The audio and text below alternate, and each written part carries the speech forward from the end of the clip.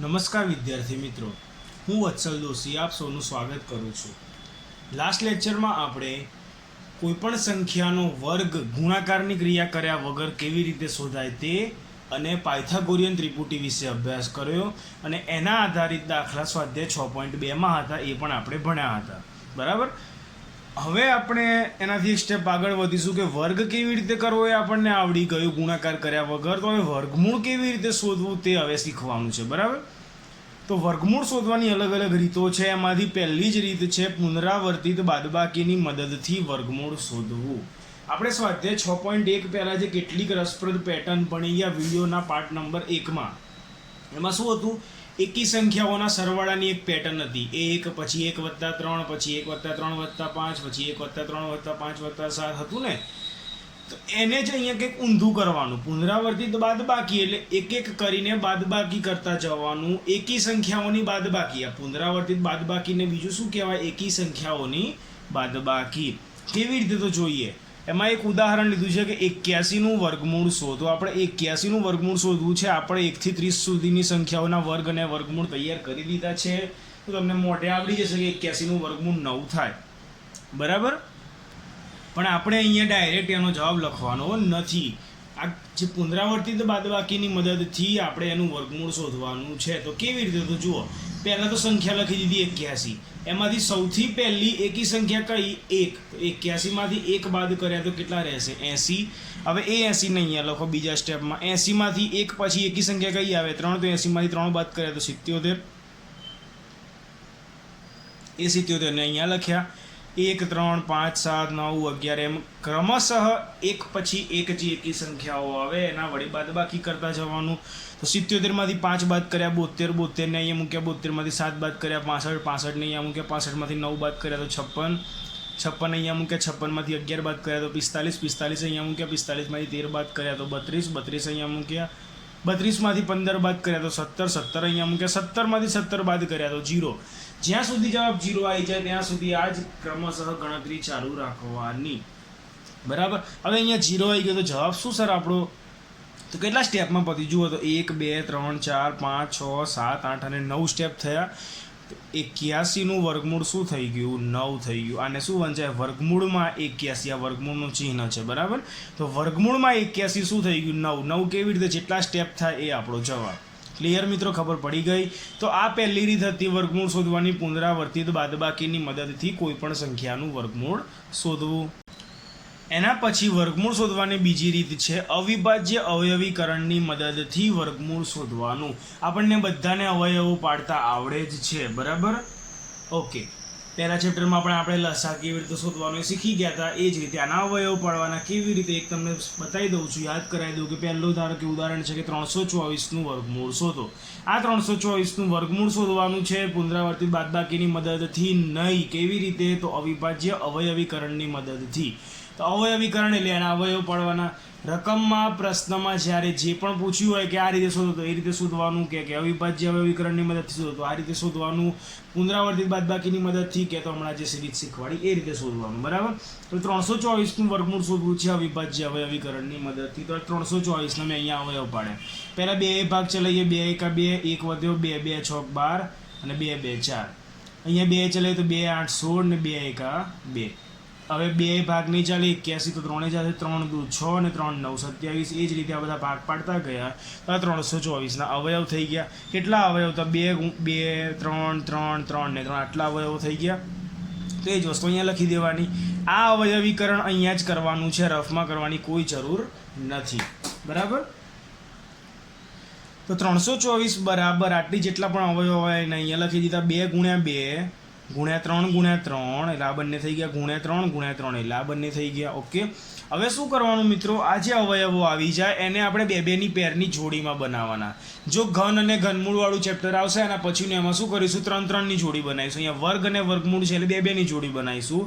2 સરખી સંખ્યાઓની જોડી. ધારો કે આ બંને સરખી સંખ્યા છે તો એની એક જોડી બનાવી દીધી, એની લાઈન કરી દીધી નીચે. આ બંને સરખી સંખ્યા છે તો એની એક જોડી બનાવી દીધી. આ બંને સરખી સંખ્યા છે તો એની એક જોડી બનાવી દીધી. કદાચ કોઈક સંખ્યાની જોડી ના બનતી હોય તો એ સંખ્યાને ત્યાં એકલી રવા દેવાની. એવા દાખલા પણ હજી આપણે આવશે આગળ જતા. તો તો જુઓ 2 ગુણ્યા 2 એટલે 2 નો વર્ગ લખી શકાય, આ ગુણાકાર એમના એમ. 3 ગુણ્યા 3 એટલે 3 નો વર્ગ લખી શકાય, આ ગુણાકાર એમના એમ. 3 ગુણ્યા 3 એટલે 3 નો વર્ગ લખી શકાય. હવે જુઓ 2 નો વર્ગ ગુણ્યા 3 નો વર્ગ ગુણ્યા 3 નો વર્ગ. તો હું આવું કરું કે આખા કૌંસમાં 2 ગુણ્યા 3 ગુણ્યા 3 નો કૌંસ બાર વર્ગ લખાય કે ના લખાય? તો લખી શકાય. દરેક સંખ્યાઓનો અલગ અલગ વર્ગ છે, એ બધાનો ગુણાકાર કરીને કૌંસ બાર વર્ગ પણ કરી શકાય. બરાબર. તો જુઓ 2 ગુણ્યા 3 એટલે 6, 6 ગુણ્યા 3 એટલે 18, 18 નો વર્ગ થઈ ગયું. અને આ 324 એમને એમ લખી દીધા. તો 324 એ શું છે? તો 324 એ 18 નો વર્ગ છે. આને એવું વંચાય આ વાક્યને. હવે આપણે શું કરવાનું છે? આનું વર્ગમૂળ શોધવાનું છે. તો વર્ગમૂળમાં 324 બરાબર શું આવી જાય? 18.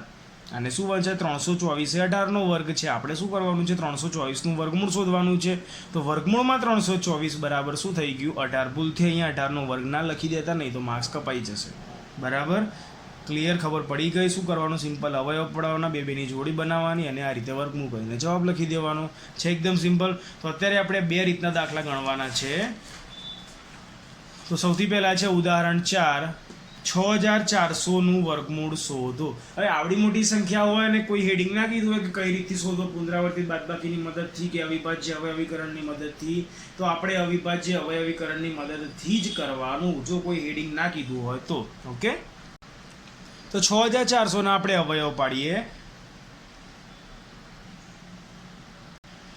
પહેલા 2 ભાગ ચાલશે તો 2 3200, ફરીથી 2 ચાલશે 2 1600, ફરીથી 2 ચાલશે 2 800, 2 400, 2 200, 2 150, 2 25, પછી 5 5 ને 5 1. તમને અવયવ પાડતા આવડે જ છે એમ સમજીને હું અહીંયા ફટાફટ જઈ રહ્યો છું. બરાબર. અવયવમાં તો 6400 બરાબર આ બધી સંખ્યાઓનો ગુણાકાર. તો 2 ગુણ્યા 2 ગુણ્યા 2 ગુણ્યા 2 ગુણ્યા 2 ગુણ્યા 2 ગુણ્યા 2 ગુણ્યા 2 ગુણ્યા 5 ગુણ્યા 5. બે બેની જોડી બનાવી. આ બંને સરખી સંખ્યાની એક જોડી, આ બંનેની એક જોડી, આ બંનેની એક જોડી, આ બંનેની એક જોડી અને આ બંનેની એક જોડી. તો શું થશે? આની જગ્યાએ 2 નો વર્ગ, આની જગ્યાએ પણ 2 નો વર્ગ, આની જગ્યાએ 2 નો વર્ગ, આની જગ્યાએ 2 નો વર્ગ અને આની જગ્યાએ 5 નો વર્ગ. અગાઉ કર્યું એમ આખા કૌંસ લખીને કૌંસ બાર વર્ગ કરી દેવાનો. અંદર બધાનો ગુણાકાર 2 ગુણ્યા 2 ગુણ્યા 2 ગુણ્યા 2 ગુણ્યા 5 નો કૌંસ બાર વર્ગ. 2 2 4, 4 2 8, 8 2 16, 16 5 80 નો વર્ગ. એટલે આને શું વંચાય? 6400 એ 80 નો વર્ગ છે. આપણે શું કરવાનું છે? 6400 નું વર્ગમૂળ શોધવાનું છે. તો વર્ગમૂળમાં 6400 બરાબર શું થઈ જશે? 80. તો આ થઈ ગયો આપણો જવાબ છે. એકદમ સિમ્પલ. એના પછી ઉદાહરણ 5, શું 90 એ પૂર્ણ વર્ગ સંખ્યા છે? તો આપણે એના અવયવ પાડીએ. 2 45, 3 15, 3 5 અને 5 1. તો 90 બરાબર 2 ગુણ્યા 3 ગુણ્યા 3 ગુણ્યા 5 આટલું થઈ ગયું. જોડી બનાવીએ તો આ બંનેની એક જોડી બની. આ 2 અને આ 5 ની કોઈ જોડી નથી. એટલે કે ક્યારે પણ આપણે અવયવ પાડીએ છીએ અને દરેક સંખ્યા જોડીમાં આવવી જ જોઈએ. જો જોડીમાં ના હોય તો એનો મતલબ કે આ 90 નું વર્ગમૂળ શક્ય નથી. એટલે કે જે સંખ્યાના આપણે અવયવ પાડીએ છીએ એ સંખ્યાનું વર્ગમૂળ શક્ય નથી. જેનું વર્ગમૂળ શક્ય ના હોય એને કહેવાય પૂર્ણ વર્ગ સંખ્યા નથી. જેનું વર્ગમૂળ થઈ શકે એને શું કહેવાય? પૂર્ણ વર્ગ સંખ્યા છે. જેનું વર્ગમૂળ ના થઈ શકે એને શું કહેવાય? પૂર્ણ વર્ગ સંખ્યા નથી. એટલે આપણે 90 ના અવયવ પાડ્યા, દરેક સંખ્યા અહીંયા જોડીમાં નથી, એટલા માટે 90 એ પૂર્ણ વર્ગ સંખ્યા નથી. તો એ જ મેં અહીંયા લખ્યું કે અહીં 90 ના અવયવોમાં 2 અને 5 જોડીમાં નથી. આથી 90 એ પૂર્ણ વર્ગ સંખ્યા નથી. સમજી ગયા? ઓકે.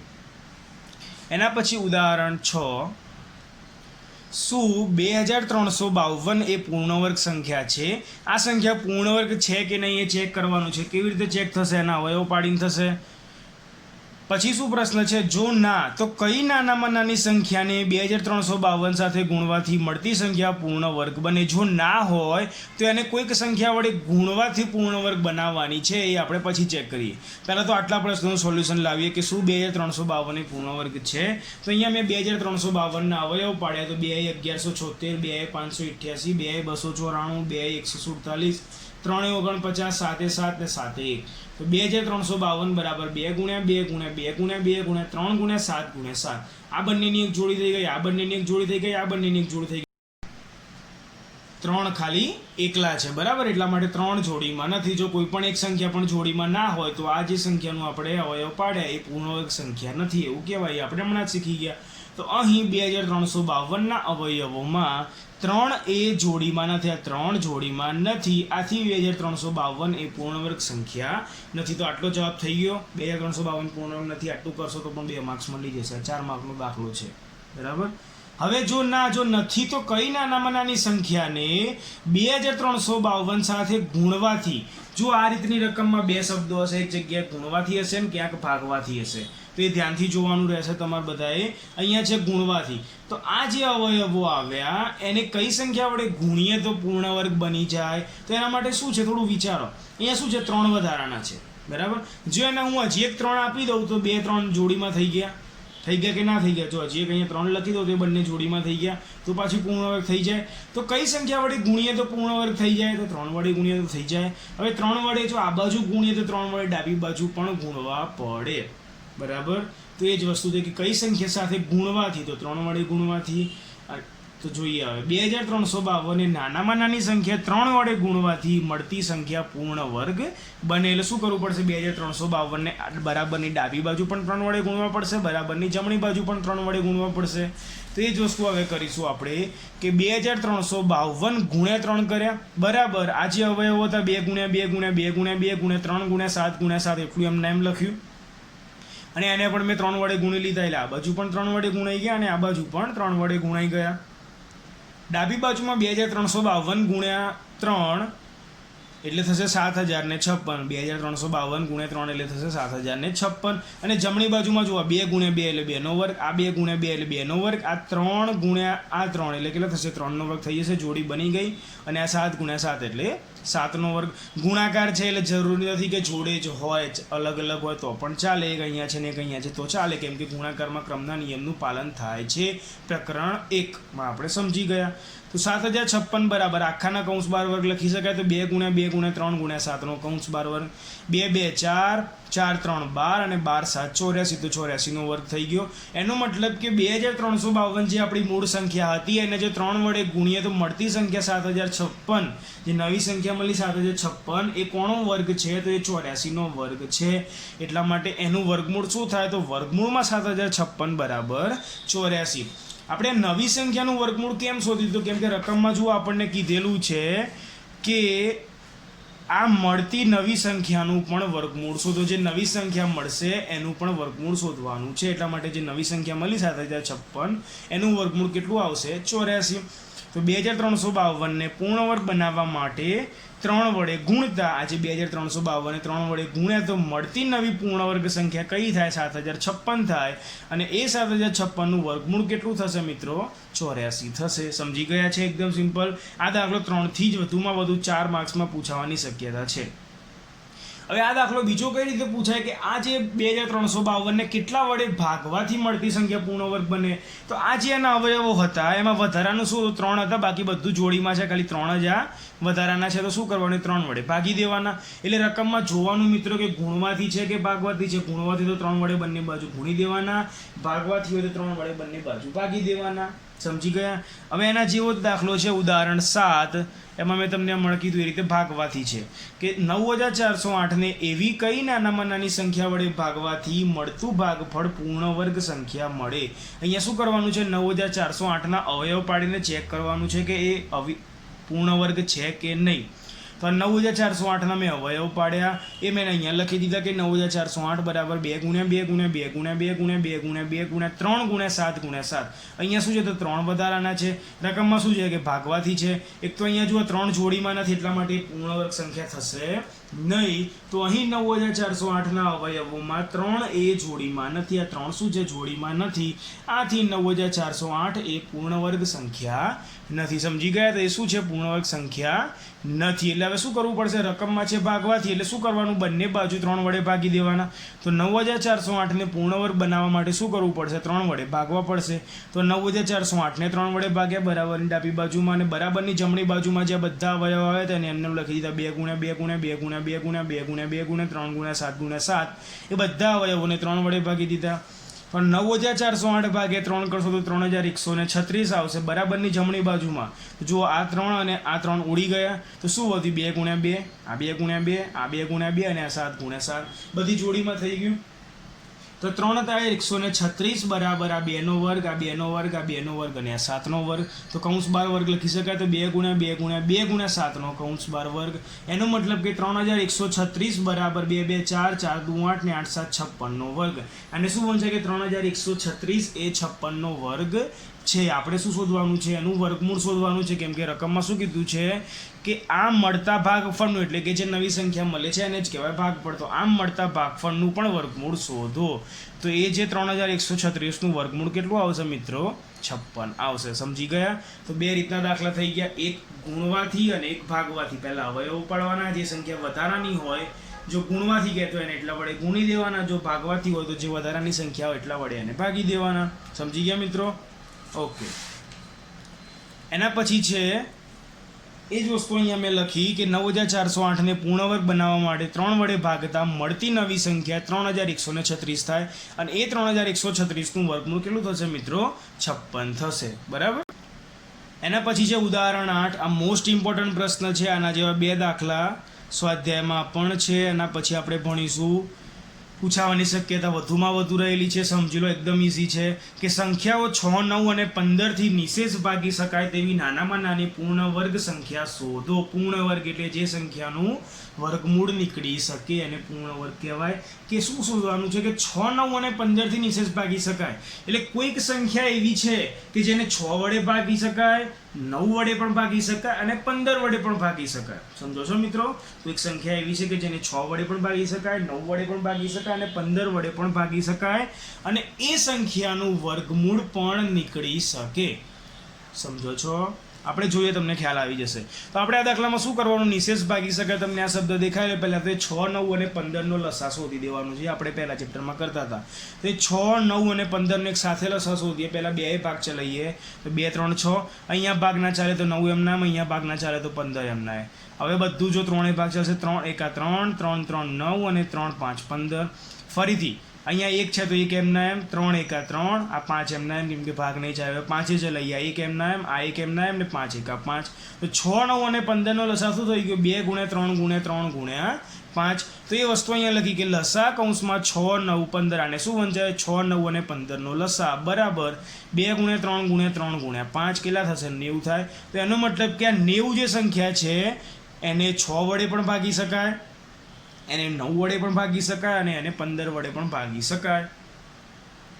તમને ખબર જ છે કે 6 ગુણ્યા 15 કરો તો 90 થાય, 9 ગુણ્યા 10 કરો તો 90 થાય, 15 ગુણ્યા 6 કરો તો 90 થાય. એટલે કે 3 એને 90 ભાગી શકાય. બરાબર. હવે કહે છે કે પૂર્ણ વર્ગ સંખ્યા શોધવાની છે. કે ચલો ભાગી તો શકાય છે 90 ને 3 વડે, પરંતુ શું 90 એ પૂર્ણ વર્ગ સંખ્યા છે? 90નું વર્ગમૂળ શક્ય છે તો નથી. કેમ? કેમ કે જુઓ, આ જે 2 ગુણ્યા 3 ગુણ્યા 3 ગુણ્યા 5 છે 90ના અવયવ, એમાં 3 ગુણ્યા 3 જોડીમાં છે, પરંતુ આ 2 અને 5 જોડીમાં નથી. તો હવે 2 અને 5ને જોડીમાં બનાવવા માટે કરવું શું પડે? તો અહીંયા મેં એ જ વસ્તુ લખી કે પરંતુ અહીં 6, 9 અને 15ના લસા 90માં સંખ્યાઓ 2 અને 5 જોડીમાં નથી. હવે આને આપણે પૂર્ણ વર્ગ બનાવી હોય તો હમણાં જ આપણે ભણી ગયા કે ગુણી દેવાની સંખ્યા વડે. તો હવે અહીંયા રકમમાં ક્યાં લખ્યું નહીં હોય કે ગુણો કે ભાગો, પરંતુ આ રીતના દાખલામાં નિશેષ ભાગી શકાય વાળા દાખલામાં શું કરવાનું? આપણે ગુણવાનું. હવે જો 3 તો જોડીમાં છે, શું જોડીમાં નથી? 2 અને 5. એટલે આ જે અવયવો આવ્યા એને 2 વડે ગુણીશું તો 2 જોડીમાં થઈ જશે, અને 5 વડે ગુણીશું તો 5 પણ જોડીમાં થઈ જશે. એટલે આ જે અવયવો આવ્યા એને 2 વડે પણ ગુણીશું અને 5 વડે પણ ગુણીશું. બરાબરની ડાબી બાજુ પણ અને બરાબરની જમણી બાજુ પણ. તો હવે આપણે એ જોઈએ કે 90ને પૂર્ણ વર્ગ બનાવવા માટે, આ જે 90 છે એને પૂર્ણ વર્ગ બનાવવા માટે 2 અને 5 વડે ગુણવા પડે. તો 90ને 2 વડે 5 વડે ગુણ્યા 90 ગુણ્યા 2 ગુણ્યા 5 બરાબર એની જમણી બાજુ જે અવયવો હતા 2 ગુણ્યા 3 ગુણ્યા 3 ગુણ્યા 5 આટલે સુધીના અવયવો હતા એને પણ 2 અને 5 વડે ગુણ્યા. 90 દુ 18, 18 5 90 એટલે 900 બરાબર આ 2 ગુણ્યા 2. જુઓ આ એક જોડી થઈ ગઈ 2 અને 2ની, તો 2નો વર્ગ. આ 3 અને 3 એટલે 3નો વર્ગ. પછી આ 5 અને આ 5 એટલે 5નો વર્ગ. તો કૌંસમાં લખીએ તો 2 ગુણ્યા 3 ગુણ્યા 5નો કૌંસ બાર વર્ગ, 2 3 6 6 5 30નો કૌંસ બાર વર્ગ. એટલે કે 900 એ 30નો વર્ગ છે. આપણે પૂર્ણ વર્ગ સંખ્યા શોધવી છે તો 900નું વર્ગમૂળ શું થાય? 30. ચલો આનું વર્ગમૂળ નીકળી ગયું. એનો મતલબ કે આ જે 900 છે એ આપણો જવાબ આવી ગયો. આ 30 આપણો જવાબ નથી મિત્રો, ધ્યાન રાખજો. આપણે અહીંયા વર્ગમૂળ નથી શોધવાનું, પણ વર્ગમૂળ થાય છે એ શોધવાનું, ચેક કરવાનું છે. આનું વર્ગમૂળ થાય છે, ઓકે, એટલે જવાબ આવી ગયો 900. રકમમાં શું કીધું છે કે પૂર્ણ વર્ગ સંખ્યા શોધો, એટલે વર્ગમૂળ થાય છે કે નહીં ખાલી ચેક કરવાનું છે. જવાબ શું આવશે? આ 900 આવશે. તો આથી કહી શકાય કે 6, 9 અને 15 થી નિશેષ ભાગી શકાય તેવી નાનામાં નાની પૂર્ણ વર્ગ સંખ્યા કઈ થાય મિત્રો? 900 થાય. ક્લિયર? મોસ્ટ આઈએમપી દાખલો છે. આના જેવા 2 દાખલા સ્વાધ્યાય 6.3 માં પણ આવશે. ઓકે, હવે આપણે સ્વાધ્યાય 6.3 સ્ટાર્ટ કરીશું, જેમાં પ્રશ્ન 1 છે, નીચે આપેલી સંખ્યાઓના વર્ગમૂળમાં એકમનો અંક શું આવશે? બરાબર, અલગ અલગ 4 સંખ્યાઓ છે, એના વર્ગમૂળમાં એકમનો અંક શું આવશે? તો જુઓ, મેં અહીંયા 1 થી 10 સુધીના વર્ગ લખ્યા છે કે 1 નો વર્ગ 1, 2 નો વર્ગ 4 એમ કરીને 10 નો વર્ગ 100.